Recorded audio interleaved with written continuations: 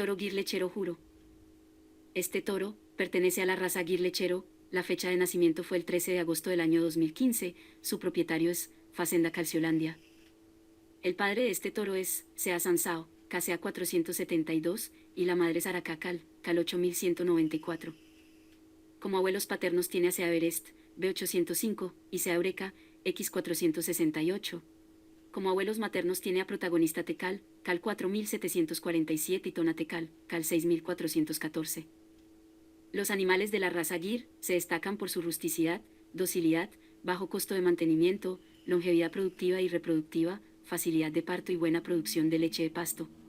El sistema termorregulador presente en la raza permite que la vaca tolere altas temperaturas sin sufrir estrés por calor.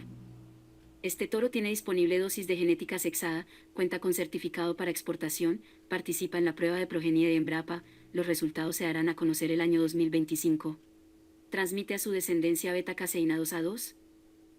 Si quieres adquirir la genética de este toro, en la descripción del video te dejaremos los datos de contacto del distribuidor autorizado.